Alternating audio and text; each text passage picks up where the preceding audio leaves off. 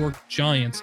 We know they're potentially moving on from James Bradberry, but this draft went incredibly well for the New York Giants, which is something we have not been able to say for quite some time. I think the New York Giants had a hell of a draft, and the way the board felt them, honestly, starting off from the very beginning at pick 5, the guy who a lot of people thought could have been the number 1 draft pick for quite some time, despite the rumors of guys saying, oh, he doesn't have the competitive toughness, he doesn't care about football. Getting Kayvon Thibodeaux, pick number 5, smash hit for the New York Giants. Yeah, massive hit there. And listen, I know that they did really, really well, but I can't really give them their flowers yet because you 2 of the best players in the draft, possibly the 2 best players in the draft, just fell into your lap at picks 5 and 7. So as well as they did in that first round, it's tough to give them their flowers because they positioned themselves to succeed at the good part of the draft, though. I'll say this. Yes, they did. And then, a little bit of a reach, I thought, with Wandale, but getting Thibodeaux, who they needed the outside help. They needed that so badly. They have no edge rushers, really. And I know that they drafted, why can't I think of his name? Azeez Ojulari last year. But they needed that complement to Azeez on the opposite side. They get that with Thibodeaux. They absolutely positively needed a right tackle, and they got the one guy in this draft class that actually has experience on the right side and is a high level player in Evan Neal. So kudos to them for doing the right things in round 1, because that's not something that you could have expected from Dave Gettleman. Wandale, a weird pick, but it makes sense with let's talk about that one. It makes sense because you just saw how productive for the past couple of seasons, up until last year, kind of when Isaiah McKenzie took over for Cole Beasley. But between Cole Beasley and Isaiah McKenzie, a pure, smaller slot receiver who is shifty and can make plays after the catch. That's exactly what Wandale Robinson is. And although I, in a vacuum, did not love that pick, it fits what Dable wants in a slot receiver. So it makes a ton of sense from that aspect. I think it does make sense, but I think the curious question is, it's a Kadarius Toney aspect. What's going on with him? I know they're saying that they were, there's trying to, they are not trying to trade Wandale Robinson. Kadarius Toney. We saw him shut that down in the post-draft presser, but they were there were the trade rumors that happened earlier on when he didn't report. Then he finally shows back up, and they're trying to make it seem like all things like all hunky-dory and all that stuff. So to me, the Wandale Robinson was like, okay, what's this mean for Kadarius Toney? Or is it honestly just another depth signing? Because you do have Darius Slayton on this team. Like the entire wide receiver core was injured all of last year. Kenny Golladay was hurt all the time. Sterling Shepard is coming back from a torn Achilles, which is difficult to come back from, especially for a receiver when you're planting and cutting, trying to change the direction is more than anyone else in the NFL, hardly.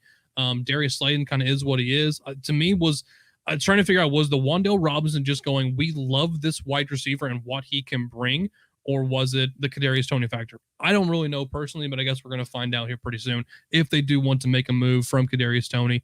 Moving on to round 3, Joshua Edzu, the offensive guard from North Carolina. Then with their other pick in the 3rd round, Cardell Fold, the cornerback from LSU.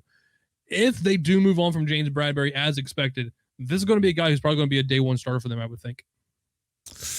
Yeah, and that's kind of tough because I think he was overdrafted a little bit, but again, like SEC corner, traitsy guy, he just kind of needs to get it, and he's going to be put in a position in New York where he's going to have to be in aside from faces. Adoree Jackson and Darnay Holmes, they don't have anyone else really that you're going to feel comfortable putting out there.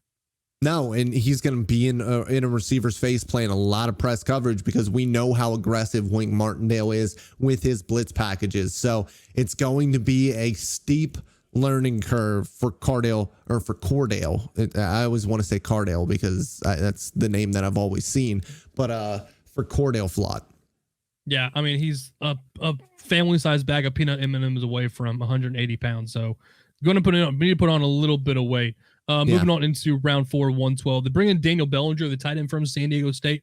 Bit of an under-the-radar prospect for you guys that follow along with RAS, the relative athletic score that Kent Platt puts out. Dude crushed in the RAS. Highly athletic guy, 9.66 in the RAS. Brings size, blocking skills, after-the-catch capability. You don't have Evan Ingram on this team, although you didn't have Evan Ingram for a lot of your games anyway, just due to injury. So you're looking at a guy you're hoping kind of step up here pretty soon at the tight end position. I liked that pick. Later on, 2 picks later, Dane Belton, the safety out of Iowa, just adding a little more ball hawk skills back there in the background. Played really well with his final season with the Hawkeyes, 5 interceptions, 7 pass deflections. I think it was probably a better pick than the Cordell Flott was, I think, in my opinion, in terms of value. Yeah, no, absolutely. And listen, Bellinger is a guy, like you said, underrated dude, but again, it's not a guy I scouted a lot. I'll be completely honest. But like we've always talked about, just give me the athletes. I don't really care about the tape at tight end. When that's you're what the talking Colts said with Jelani Woods. Yeah, when we're talking about day 3 tight ends, and obviously Jelani Woods went earlier, but when you're talking about day 3 tight ends, just bring me the athletes. I'm going to have to teach this guy how to play the position at the NFL level anyways, because tight ends at the college level play almost a completely different game than the NFL level, because there are so many different uses. And college guys, a lot of them don't get a lot of targets. We saw that with Jeremy Ruckert at Ohio State. Never got the ball, never got targets. I can understand why, though. Yeah, well, yeah. I mean, it makes sense. But, Ohio State has just never used a lot of tight ends. And a lot of college offenses don't use tight ends because quarterbacks at the college level like to attack the numbers. They like to have less trash to be able to process through. And so if they're able to get isolated situations on the outside, they will take that a million times out of a million over having to thread a ball over a linebacker and underneath of a safety. That's just the way that this thing goes. I was a quarterback once upon a time. I much would have thrown the ball to the outside to the numbers where I didn't have to worry if a linebacker was going to step in front of my pass. It's just the way that this goes. And so I think at the NFL level, Bellinger, it's probably going to take a couple of seasons, but once he is ready, if he gets ready, he is the type of athlete to make a serious difference at the position. It's very rare a tight end can come in as a rookie and just find success from year one. Most of these guys need to take some time. Like, unless you draft a Kyle Pitts, which Kyle Pitts is very rare. We'll see. Wait till next year when we get Michael Mayer from Notre Dame. You'll see another guy, one of these same kind of Kyle Pitts levels. He is stupid. Michael Mayer is incredible. Like, if you're doing dynasty stuff right now, just pencil in Michael Mayer as a top 5 tight end right now, despite him still playing in college. Like, the guy is that good. He changed his name to Michael Myers because he's going to be a nightmare for defensive coordinators in the NFL at the next level. Coming up here in round 5, 146, Micah Mcfadden, linebacker. Makes a ton of sense. They need a little bit of extra depth alongside Blake Martinez and Tay Crowder leading that room. Can play in the run, can also do a little bit of zone coverage. I like that pick for him. DJ Davidson out of Arizona, defensive tackle, just kind of trying to bolster up that defensive line. Got some decent size, 6'3", 325, 33-inch arms.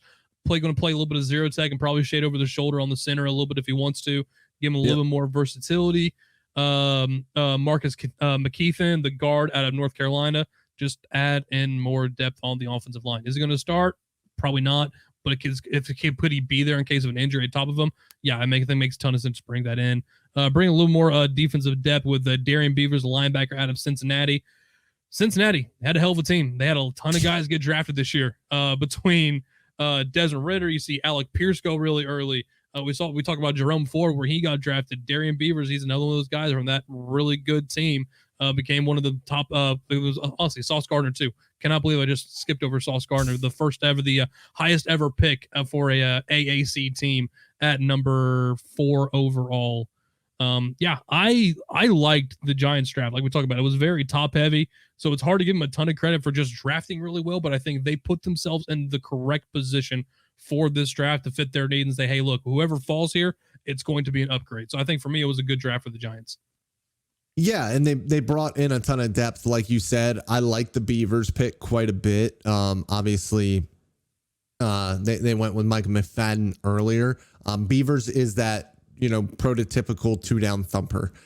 He was a lot of fun to watch at Cincinnati because he wore the cutoff jersey and he would tuck his sleeves into his pads so the pads would flop on the sides. So he looks and plays like an old school thumper. And I really enjoy watching those guys because they're kind of a dying breed. They really are. It's like a fullback in the NFL. Like there's no more Mike Allstats out there. Look, but if you are a New York Giants fan, let us know what you thought of the Giants draft haul from the 2022 NFL draft. Let us know down there in the comments. Make sure while you're down there, like and subscribe. That way you don't miss out on any of the latest videos from Pro Football Network.